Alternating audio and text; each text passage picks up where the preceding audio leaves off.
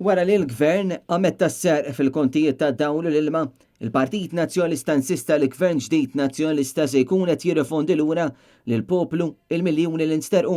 Din il-messaġġ twassal waqt konferenza tal-aħbarijiet li tellat l-erba' mill-Partit Nazzjonalista indirizzata mill-kellim ewlieni Peter Aġus, il-kellim tal-Enerġija Ryan Kallus u l-kandidat Mark Anthony Sammut fej spjegaw kif il-viżjoni tal-Partit Nazzjonalista fil-qasam tal-enerġija se tkun qed tbiddel id-direzzjoni ta' pajjiżna f'dan is-settur.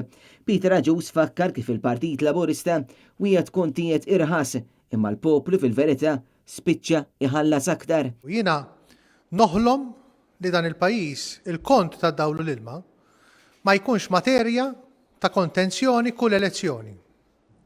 Dak li wedna wkoll il-Partit Laburista meta ħal fiduċja tal-poplu Malti fl-2013, meta propona sistema ta' enerġija ġdida, iżda dik il-ħolma saret inkubu għal Maltin u l-Awċin.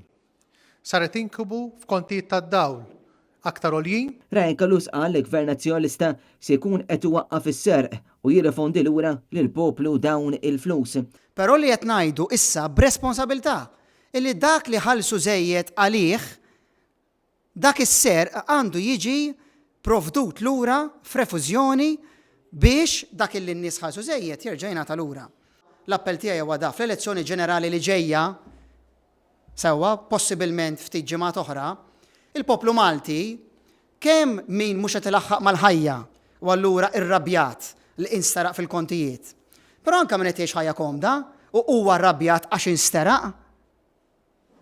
Intom illi tifmu li għandkom tingħataw ir-refużjoni lura ma tkomx għażla illi tivvutaw lill-Partit Nazzjonalista. Mark Anthony Sammut qal li l-Partit Nazzjonalista mhux biss qed jitkellem fuq is-serq fil-kontijiet tad-dawl imma qed joffri viżjoni għat 30 sena li ġejjin. Fifra li għadda, nieda il-politika tiegħu għall-enerġija mhux biss fl-immedjat imma għat 30 sena li ġejjin.